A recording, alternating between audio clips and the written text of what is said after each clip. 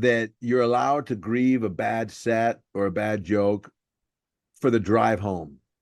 But once you get home, you got to shut that off. Greetings, everyone. Come on in and have a seat up front for the Funny Muscle Podcast. If you're here, then you're looking to learn how to create laughs like a pro. So please help me welcome to the stage your co-host to help you do that, economics professor and open micer Chris Stifler and comedian turned author Mike Lucas. The topic of this week, I got an email from this guy named Weston. He said, can you do an episode he gives us some compliments first. Oh, he was talking about, he listened to the one we did about Naper Ghazi being a but you know comic, and he never realized that. He was interested in the fact that we observed that, and he was saying now he's seeing it everywhere. Now that we've shown that that's a possible pattern, he's like seeing other comics use that technique.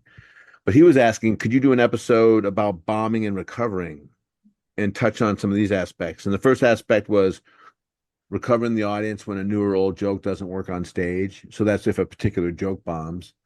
Recovering in your own when an entire set bombs. Not when a set doesn't go as well as you'd like. I mean when a set really, really bombs, he says. I have a close friend that's been struggling to recover from a particularly bad set that way too long. And the third one, he says, how to handle an unresponsive audience, like an open mic or small crowd, sometimes less than 10 or even 5, which is what I just did. Where they're all other comics who have heard each other a million times and there's music playing. Any tips you have for performing for a silent or worse, chatty, distracted audience? It's one thing to say I'm prepared for a wall of indifference, another to actually make good use of the time. So those are his 3 questions. And then he says, thanks for doing what you do. Your work is extraordinarily helpful, and I can't tell you how much I appreciate it. So again, we have an audience of people who appreciate it, and it's growing slowly, and we really appreciate that. But it's a great question, because part of being a comedian is bombing. There's no way you could say I'm going to make drunk strangers laugh and think you're going to do it 100% of the time. Mm-hmm. Let me pause you right there. What is your email, and how do other future fans Oh yeah, that's a great request question. topics and give us feedback? Yeah, do what Weston did. Weston must have bought one of my books and got my email from my books, but I make it very clear that I'll listen to anybody's requests. I'll have any email or question they have, I can answer, whether it's on the podcast or personally. This one we're going to do personal, but you just email mike@funnymuscle.com. And funnymuscle.com is my website where all of this lives. And you just address mike@funnymuscle.com if you want to talk to me personally and ask us a question or request a topic or anything that you want to do. Tell us about a success you had. Tell us about a thing. How you applied one of our lessons. Yeah. Or how you learned something that you might think we might not know yet, and share it with us, and we can share it with others. But this podcast purpose is to help newer comics figure out the landscape of stand-up comedy so that they're able to do it better, quicker, and make less mistakes more often.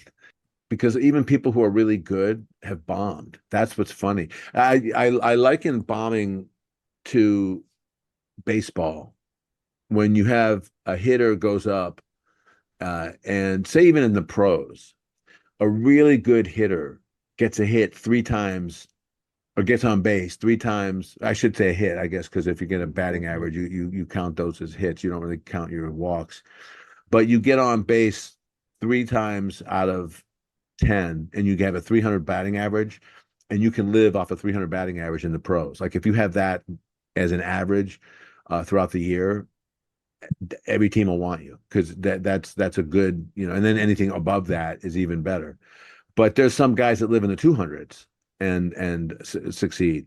So that means, as I've learned from other comics who have made this observation, that 7 out of 10 times that baseball player's failing. 7 out of 10 times he's swinging and missing. or he's hitting it to a player who's making a catch, or he's grounding out and getting thrown out, or just missing the ball completely and striking out. 7 out of 10 times he has to turn around and walk back to the dice, or she. I guess you could talk about these underhand pitch softball women who are playing, who are taking fastballs down the middle as well. But 7 out of 10 times, a successful baseball player walks back to the dugout after failing or bombing in their league, in their world. And so I always think about that, how cocky these baseball players act, as if when they walk up to the bat, they're going to get a home run each time. And they're surprised, they're shocked when they don't get a hit. And when they're almost like walk back to the dugout and they're like, that was weird. I can't believe I didn't succeed. And then they go back up the next time going, well, I'll get him this time.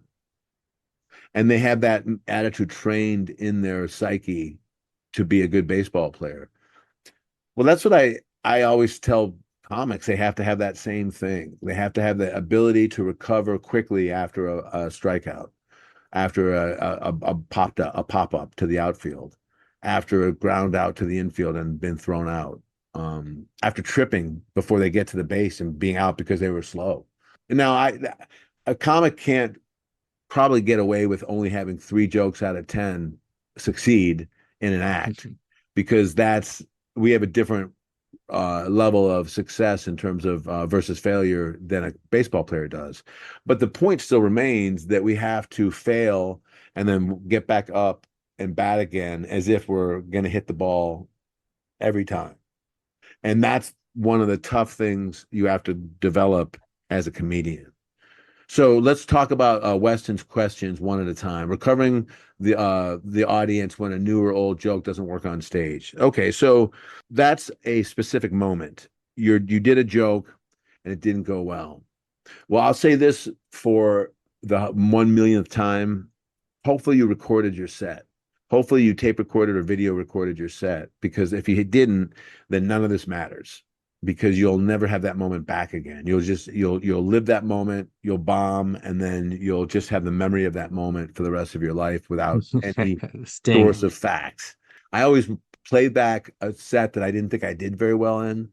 And, one of three things happens. One, I nailed it. I sucked. I didn't have a good set.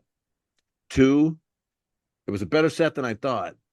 I got laughs where I wasn't really listening. And even though I didn't get laughs in other parts, I did get some value out of it.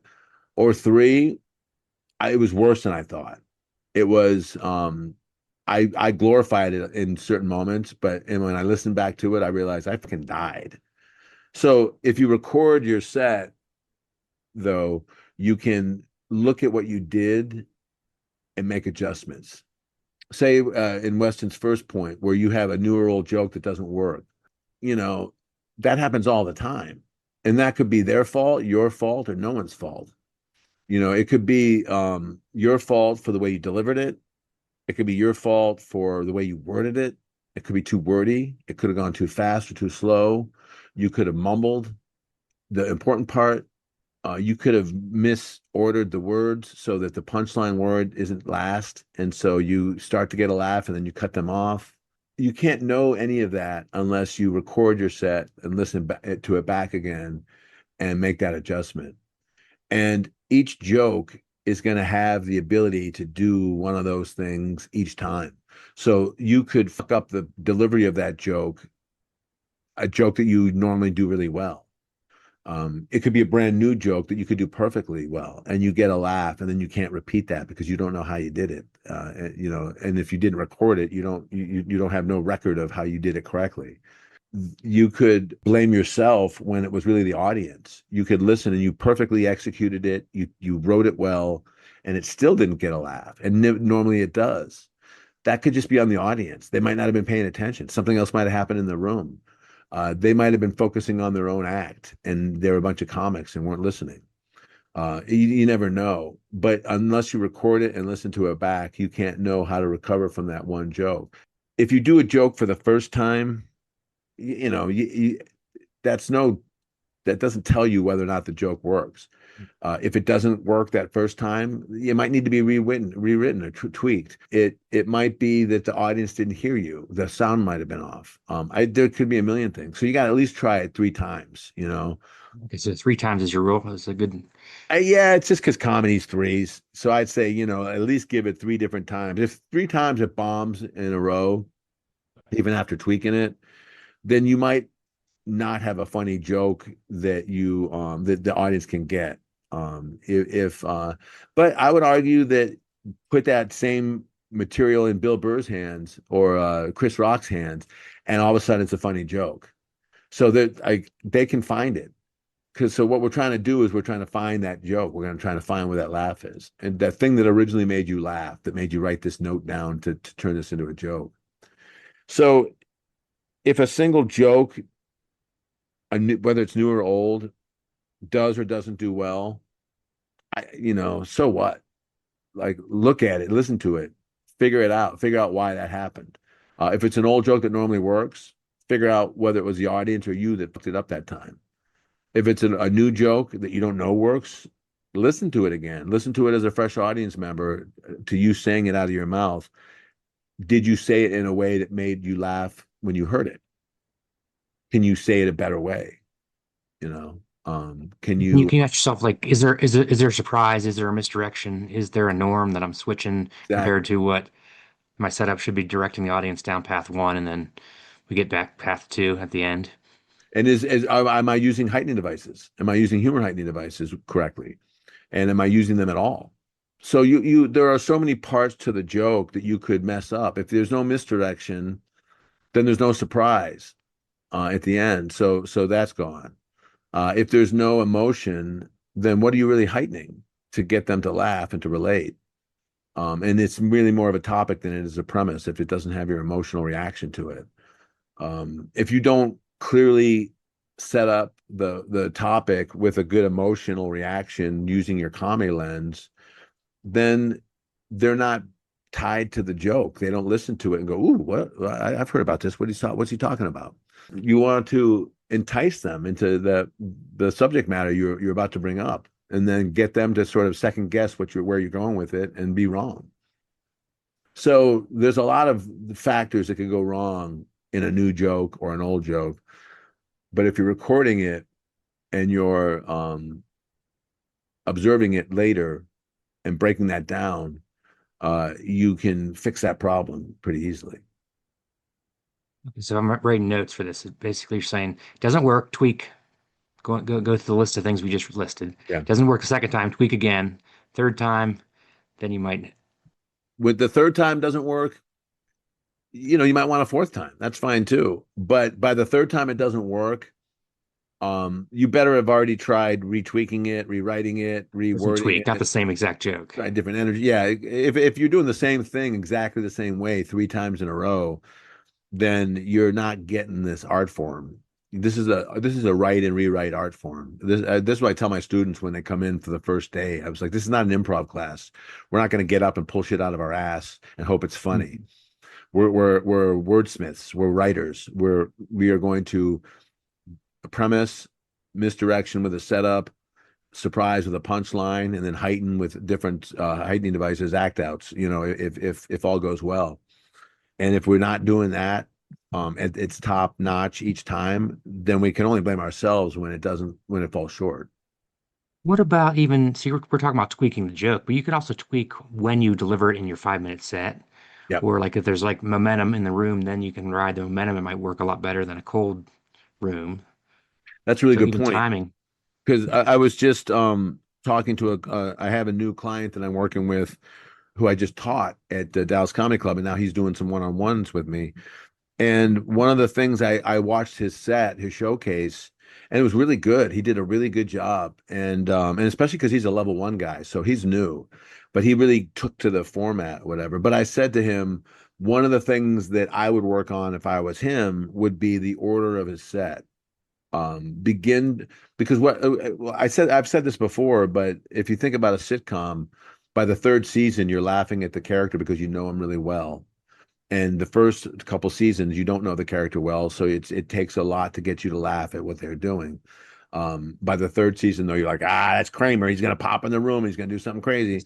And Slide the so, door open. Yeah. yeah, and it's got to be that way for the comic in a 5 minute set. In the first minute or two, they've got to know you like it's the third season, and they got to begin to anticipate how you're going to go with this stuff and be surprised. Like if Kramer walked in the room the same way all the time, it would no longer be a surprise. But each time he does it, he brings a new thing to it. So it's like he's tweaking the thing we're expecting already, and that's what you got to do as a comic. And it's an art form to work on that and to know how to tweak that in a positive way. And the only way you can do that is to tweak it, try it out, record it, listen to it, see how it works, and then just do that one step at a time. Which is why a lot of comics go out and on an open mic and try the same bit and record it and listen to it three times in one night. If you're in New York City or Chicago or in Dallas, you might have multiple clubs that are doing an open mic on the same night. So you can have a chance to do it a couple times and then do it a couple times in a week. And so it's how you hone that bit and find that funny. What about the even like the emotional side or like anxious side? Like you see open micers, the first two jokes bomb, and then they just get so Yeah. tense that then it just makes the whole room just feel shame. Right. And that is definitely a newbie reaction to a bomb. Watch a real seasoned veteran bomb, and they're like, I can figure this out. I can figure this out. Hmm. There, it's never about I must suck because that's the thing because you have to say like the joke sucks, the audience sucks, or I suck. I have to blame something. It's going to be one of those three things. So either the joke sucks, the audience sucks, or it could be the club sucks because there's bad sound, bad lighting, bad energy in the room. So it could be one of four things. The joke sucks, I suck, the club sucks, or the audience sucks. And you get more experienced as a comic. The very last option you always consider is maybe I suck. It's always the club, the joke, or the audience. And you're not always right. It sometimes is you. But as a experienced comic, fuck that. I don't believe that. You have to it's like the batter who goes up at in the Major League Baseball. He can't go up there and go, well, I sucked last time. I'm probably going to suck again this time. This is awful. They throw that ball awfully fast. Up there's a real fastball. Jesus Christ, I can't even keep up with it. Like if you have that attitude, you just aren't going to be able to do the gig. You have to develop an attitude which is, I deserve to be here. That ball doesn't come fast enough for me to not hit it, and I get hits all the time. And this next one's going to be a big hit. Whoop, that wasn't it. Okay, well, this next one's going to be a big hit. And you have to just begin to develop that type of attitude. And I don't know how to do that psychologically. I have social anxiety. I have I fold under pressure. That's why I never was a good athlete. If I'm golfing and there's people watching me to the side where it's safe, I hit it right at them because it's not safe because it's the thing that could never happens under my watch and as a sports guy. I've thrown the ball not to the catcher but to the umpire on a play at the plate. Golf. So that's where I'm at. So I'm not a good person to encourage others to have this undying faith in themselves and this strength of character under duress because I don't. If I could say what are some of the things that kept me from making it as a world famous comic, that would be one of them. My social anxiety, because I get in my head about these types of things and it's hard to get out of my head about them. But what I would recommend, anyone who's successful in this business finds a way to get out of their head and to believe in themselves each time. And if they fall, they get back up and they do it again, just like a baseball player walks up to the batter's box and says, I'm going to hit a home run this time. Watch. And that's You can hard. even do that. That's hard. Oh yeah. But like posture, even like with speech people tell you to Yep. like put your shoulders back, stand tall, even Yep. and all some of those like Project with your voice. You've got to stare directly into the light. You can't shield the light away from your head, or from your eyes, as if it's the first time you've ever dealt with this. And it's tough. It's part of what it takes to be a comic is to learn how to have thick skin. And the people who fail at this business don't have thick skin. And that's one of the reasons they fail. The people who succeed in this business develop thick skin somehow. I don't know how they do it. I don't know how people develop tough skin around things that aren't going their way. It's a really hard thing to get to work every time, but that's what you have to do. And if you can't do that, it might not be the right job for you because you're going to have to face that all the time. And if you suffer, because that's what I had to do. I had to suffer my anxiety and pretend like it wasn't there. And that's why I drank a lot and did drugs during my 10 years of comic, is because it allowed me to have this anxiety and not succumb to it. And that only lasts so long. You can't live a life like that and expect to be healthy and happy for long if you're constantly drinking and constantly doing drugs. And I found that out. I found that out that your mental health is just as important as your physical health when it comes to being a good comic. And that's really weird to say because, if you talk to a lot of comics, we're not mentally healthy people. A lot of us are on the spectrum. A lot of us come from broken homes. A lot of us have dropped out of high school.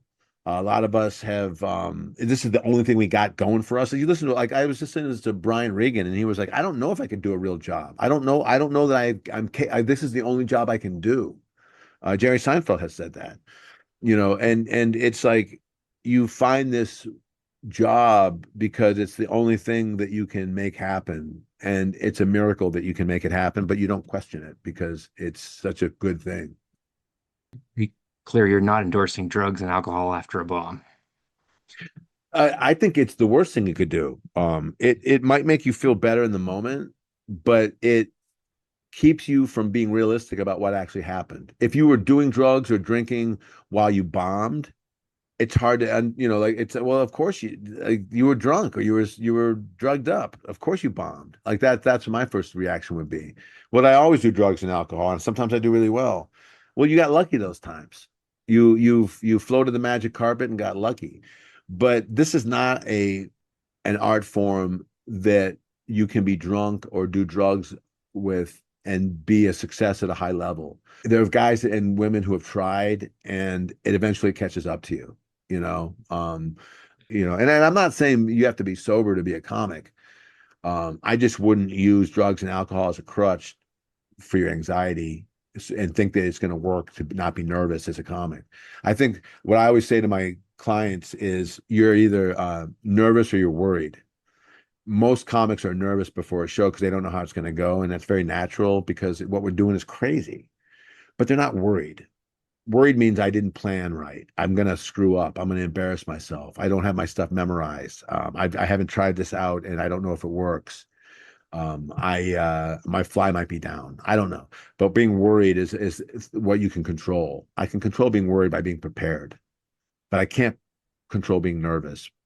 I can try to subdue it with drugs and alcohol, but the second I walk on stage, I'm as I get on stage, I'm more drunk or drugged up than the audience is, and it's going to become obvious pretty quickly. A guy like Mitch Hedberg was on drugs when he would did his set, and people, Chris Farley was on drugs. I did a set with Chris Farley one time, and people in the audience were pissed because he was messed up and he was having trouble. Like he was literally struggling with drug addiction and alcohol addiction, and we're watching it in front of us. And at first the audience is excited to see someone famous, and then they're like, "Get him off the stage. He's a mess," because we don't like to see that. So I would just be careful with that. Is all. I don't recommend that at all. It sounds like a common misconception is like a pro doesn't get nervous or a pro athlete never. Um, the research paper I saw was like skydivers. Skydivers still get nervous even if they're a pro skydiver. They just channel that nervousness Yeah, into basically adrenaline that makes them sharper. yeah, Whereas the first time sky jumper feels the same nerves and channels that into cortisol, which is yeah. like that bad drug that makes you even worse at performing. So how do you channel that on stage or acknowledge that? If I knew how to do that consciously, I'd make $1 million because that's what we're trying to do. That's as comics, we're trying to learn the skill of a skydiver, which is, can I take my adrenaline and my nervousness and channel that into energy and excitement when I'm on stage? And can I survive that emotional roller coaster beforehand without getting so drunk and drugged up that I'm not functional anymore? And it's hard, but that's the game.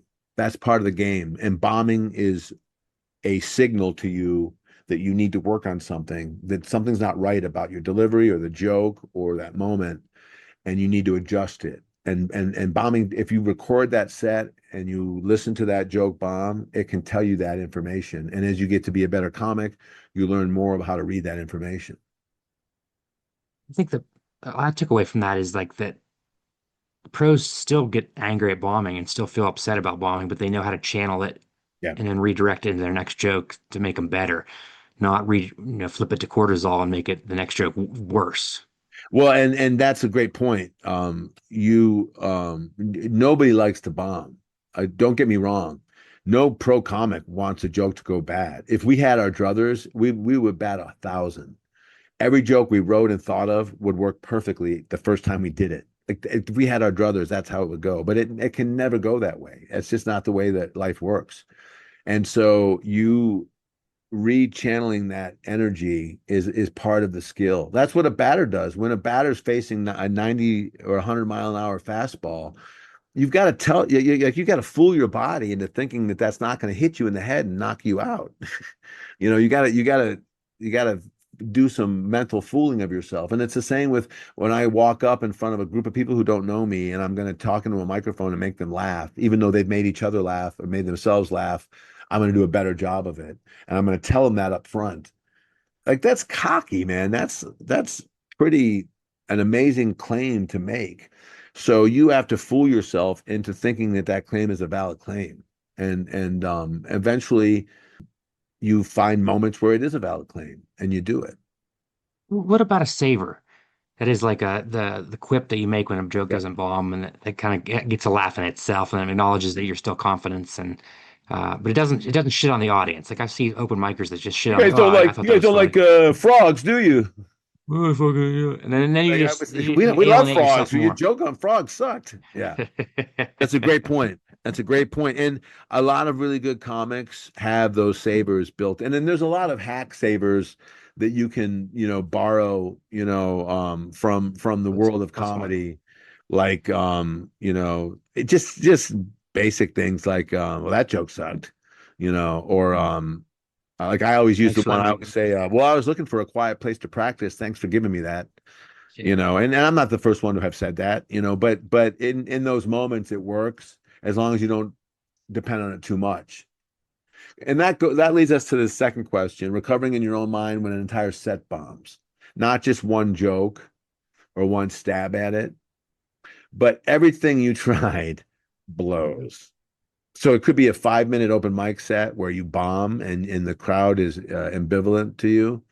It could be I've done a 30-minute or a 45-minute set where the whole set, the audience wants nothing to do with you. I don't know how to recover from that. That's I just know to do more of the same thing, which is listen to your tape, figure out what happened to your best of your ability, make some adjustments, and then move on, and then put it behind you.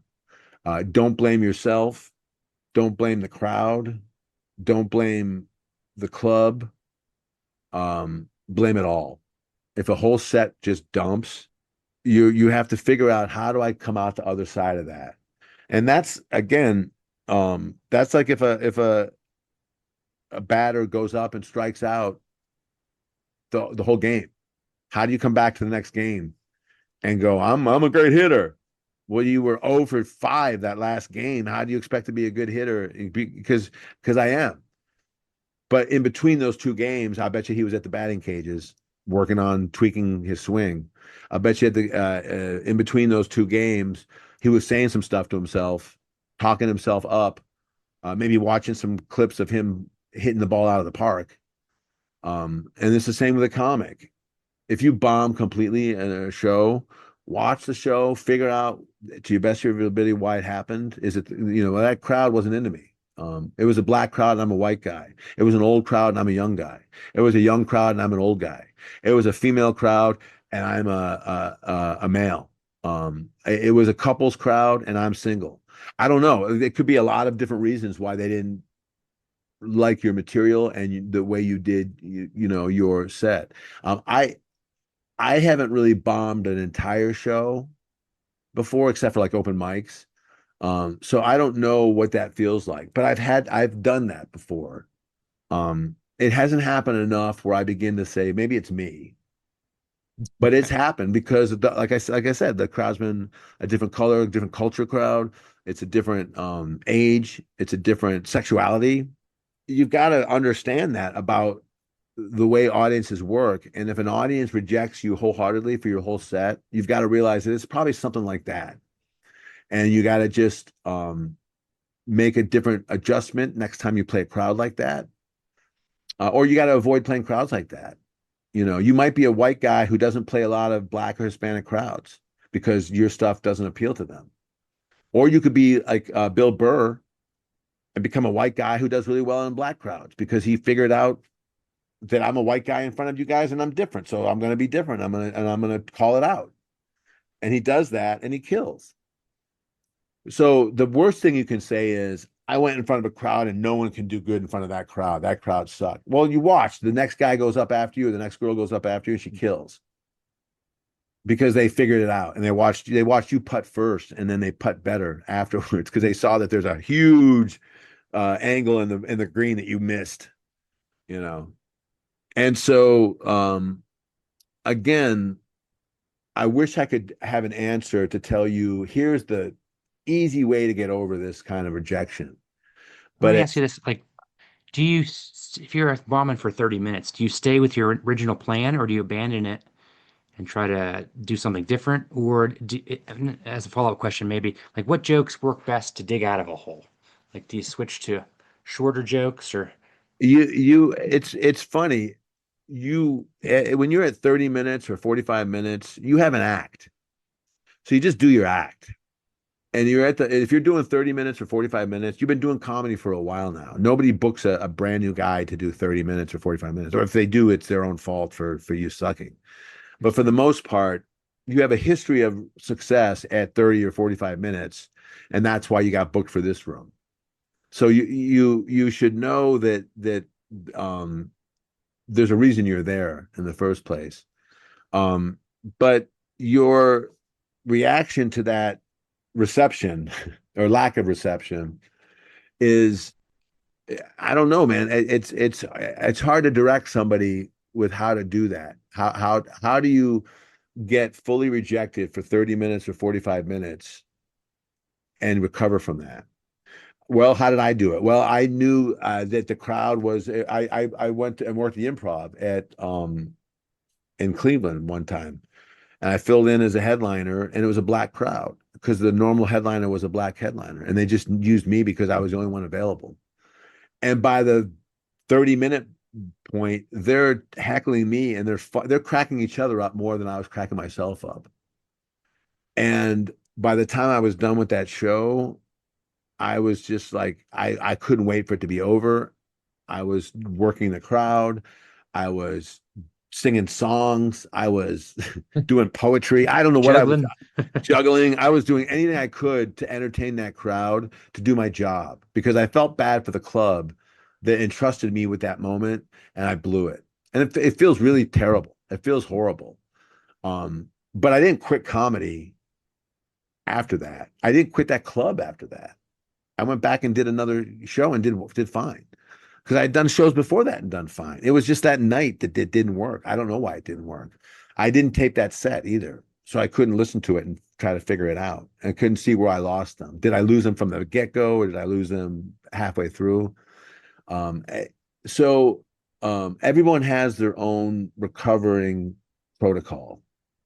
So you do your best to recover from because every bomb set starts with a bomb joke. One joke doesn't work, Then another joke doesn't work. Then another joke. So it always starts with that first joke not working. So how you react to that first joke sometimes sets up how they're going to react to that next joke.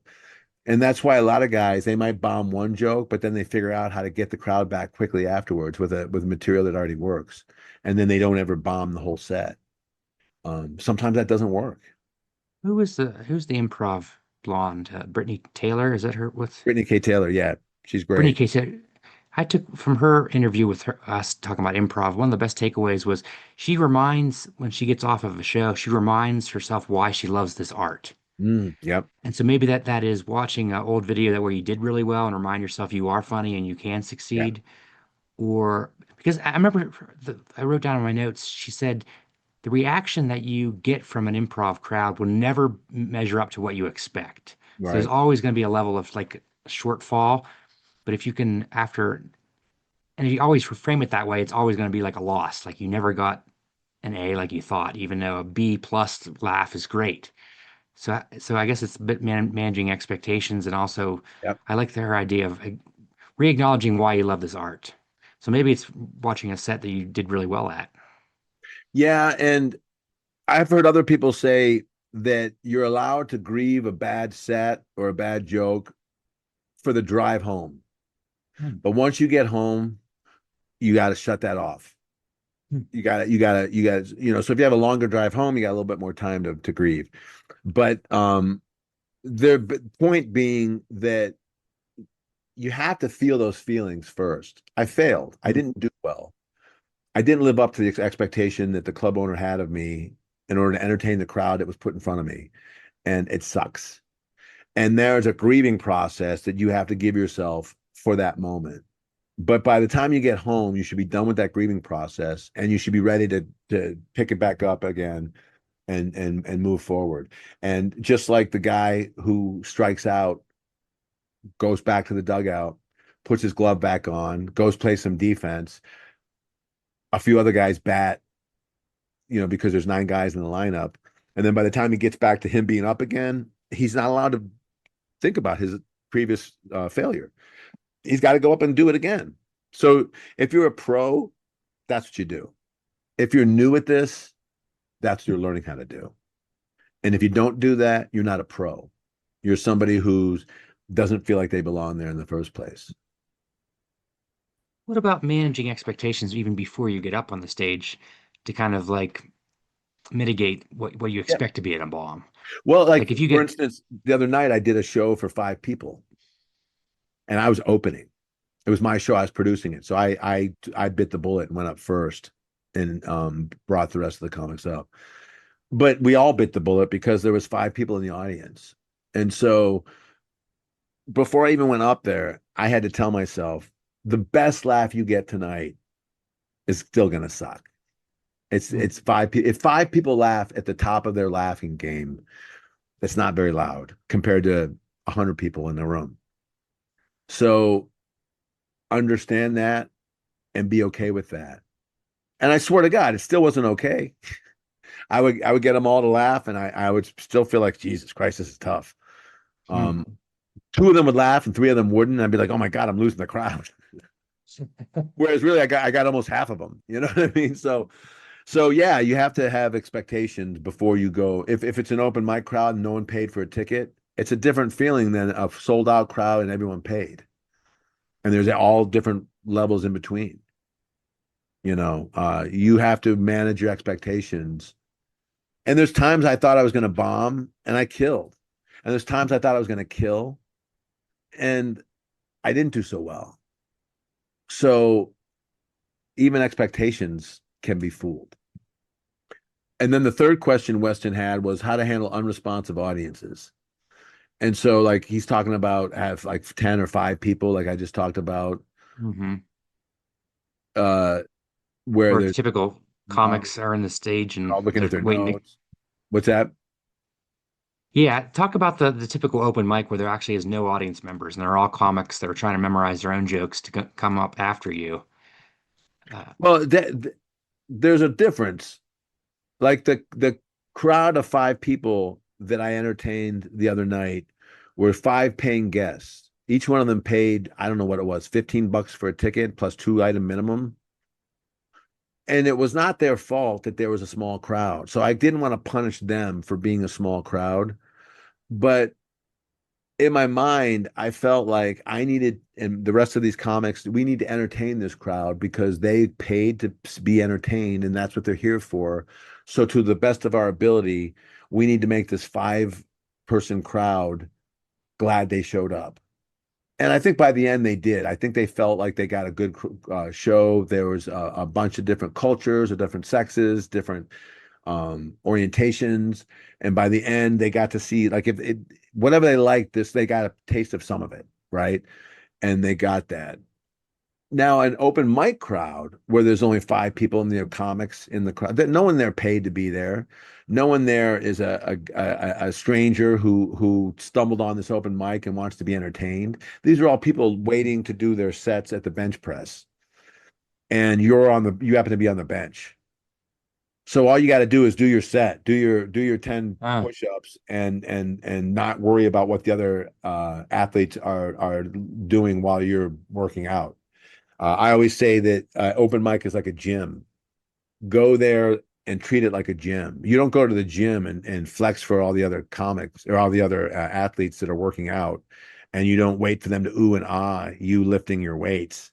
You go there and do your set. I'm working on my arms and my legs today. So you go work on your arms and legs. So that's what you do as a stand-up. I'm working on this bit, I'm working on this tag, I'm working on this delivery, part of my delivery, I'm working on this volume shift, I'm working whatever you're working on, work on that and work on it despite silence and be glad if there's any laugh at all. But if you're going to an open mic hoping to entertain that crowd, more often than not, you'll be disappointed. yeah. Now, there's open mics like at the Dallas Comedy Club on Wednesday nights. There's a good bit of people who show up just to be entertained. So you can have a good set at the Dallas Comedy Club open mic. So when you don't have a good set and there's people in the audience, it's kind of disappointing because you're like, I think I should have entertained them. And Hmm. then you start to question, should I not done new material and done my old material that works so that they're entertained? No, it's an open mic. Your job at an open mic is to treat it like a gym and go work out, no matter who's there watching. And if they happen to be entertained, that's great. That's my opinion. I've heard, I think you should also, like, a one or two jokes should bomb at an open mic because you're trying Yeah. new stuff. Like, I shouldn't be I surprised if heard that happens. Yeah. the advice I got from a college counselor was for a high schooler who was applying for colleges, if you applied to, a bunch of colleges and you got accepted at all of them, you did the process wrong. Yeah. Because you should be applying to a couple above your Yeah, that will ability, reject you figure out because you some of them might take exactly. you. Yeah. Yeah. I I think think the that's same right. concept with joke telling is try a couple that aren't, Push the edge. these. That's your Yeah. comic. Push the edge. Exactly. And then there's other clubs like Acme Comedy Club in Minneapolis. I don't know if they still do this, but Lewis Lee is the owner there, and he started an open mic on Mondays, and he trained his audience through the open mic audience. And I think in the open mic audience is you can be 18 to get in, so you can be a non-drinker and get in. But that's how he trains his drinkers, his future drinkers, which is I can go to this club before I was able to drink and look at it soberly and be entertained and have a good time. So I'm going to come back when I'm allowed to drink and add that to the mix. So, but he trained that open mic audience from the get-go when his club opened up. So now it's usually a packed crowd of regular people there to watch Minneapolis's open micers. So talk about a great situation. Like that's an open mic where you should understand that and give them a little bit of entertainment on top of working on your set. So if you're a good comic, you can do both. Back to some of the Flavor Weston's question, it seemed like he was, and I struggle with this too. Do you waste 2 hours of your evening at a shitty open mic where you get no feedback? Or would that 2 hours better be spent with your notepad and then writing Well, at I'll say home? this. those are two different things. If you didn't have 2 hours that day already to do that writing, and you can only do it during the 8 o'clock to 10 o'clock times period that the open mic exists in, then you have to make a choice, I guess, whether you do one or the other. But typically you do both. I spend 2 hours during the day doing my writing, and then at night I spend the 2 hours. Because what are you doing in there 2 hours? Are you sitting there by yourself, isolated, and staring at the other comics and not doing any thought process, or are you networking? Are you meeting other comics? Are you working on your own set while you're waiting to go up? Are you watching other comics succeed and fail and reverse engineering why that happened? Are you Mm. pegging them for heightening devices or not using heightening devices? Are they setting up misinterpretation or not? How could they have set it up better? That's a muscle that's in your body that you're working out on while you're sitting there. So it's up to you what you get done during those 2 hours. That's clever. So you're basically saying make the hour before you get on stage and the nine comics ahead of you productive. Figure out how to make it productive. I talk to a lot of different comics, and I've gotten invited to do different shows based on the fact that I met them, and then they watched me do an open mic set over the couple of weeks, and they go, "Oh, you're pretty good, man. I'd like to see your real stuff." And then they invite me on the real show, and then I do my real material, and I don't push it with all new material, and that's how you get a lot of work. But yeah, figuring out ways to use those 2 hours is key. If you're looking at as a waste of time because you're not doing 2 hours of material up in front of people who are responding and laughing, then you're missing the point of an open mic. You sound like you want it to be a show or a showcase. That's a different beast. You should want showcases. You should want to be on paid gigs where the crowd is paid to come in and watch you. Of course. But that's not what an open mic is. An open mic is a different beast. And if you begin to confuse those two beasts, you're going to just be disappointed. So I guess what I would say to Weston is these are great questions and they're totally understandable questions. And there's no shame in bombing. There's no shame in, I mean, that feels shameful, but it's part of the gig. Just like for a baseball player, there's no shame in striking out. You got to get back up and swing again, and you got to hit. You got to, it's about your average. How many times am I hitting the ball and making contact? And that's what we're focused on as comics. And we want it to be 100%, but it's never going to be 100%. So get used to that and build up your tolerance to that. And that's part of being a comic. Thick skin.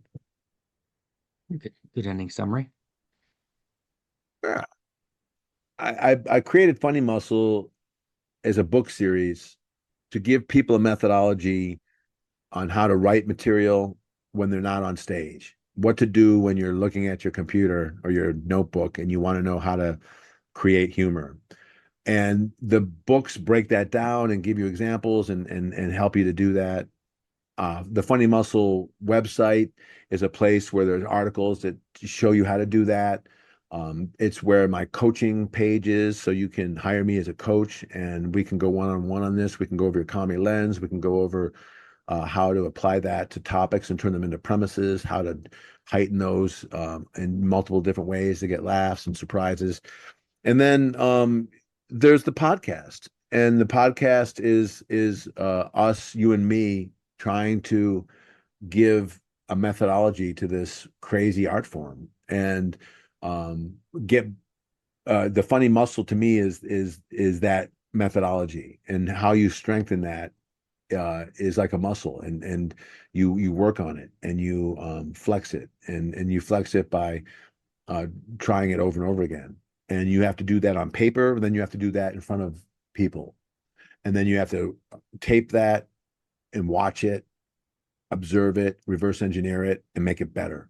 And that's the game. And we do that over and over again. And listen to Jerry Seinfeld talk, listen to Chris Rock talk, watch them go to New York or LA and watch them work out their stuff. I've seen Chris Rock do a mediocre set, but turn that material into one of his specials. And he does that because he works and reworks and reworks because they're never satisfied with it until it's perfect. And it's perfect when not one word can be taken from the joke without it bombing, and not one word can be added without it bombing. And that takes a long time to get to that point. But we're Funny Muscle is a place for developing comics to understand how this thing works, and so they don't feel alone about uh, going about this. So they get that this is something that a lot of people are going through, and we're all trying to figure out how to make it work. Do you have availability for taking in more clients? Yes, You know, some I'll take as many clients and I'll fill my whole day up. I love it because it's only an hour. Like I work an hour at a time, and there's a lot of hours in the day. So if you go to my site, you can sign up. There's a calendar. What is it called? Calendly. I don't know how to say that. But it's the app that allows you to sign up for times.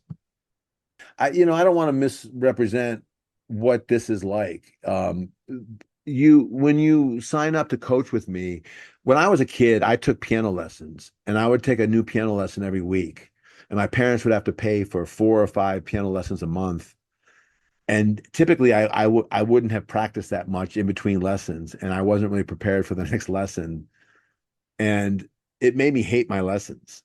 And the reason why they forced 5 in a month is because they wanted to get paid. They wanted to make money. So what I've done differently with my coaching is I just take you as you need it. So it could be once a month. It could be once a week. It could be once every other week. It could be just once, and it could just be enough to get you to the position you need to go in. But it's not about becoming addicted to coaching sessions. It's about getting pushed in the right direction so that you can do it on your own. Now, if someone comes in once a week, they're going to get better. It's just going to cost them a little bit more money, but they're going to get better quicker because you've got somebody who knows what they're who's done this before, who can tell you where you're coming up short and tell you where your bits aren't emotional, or your bits aren't, there's not enough misdirection in them, or you're playing a game but you're sidetracking on the game instead of heightening the game. There's a lot of ways that I can help you. Good job. good to see you, buddy. You See too, ya. always. See ya.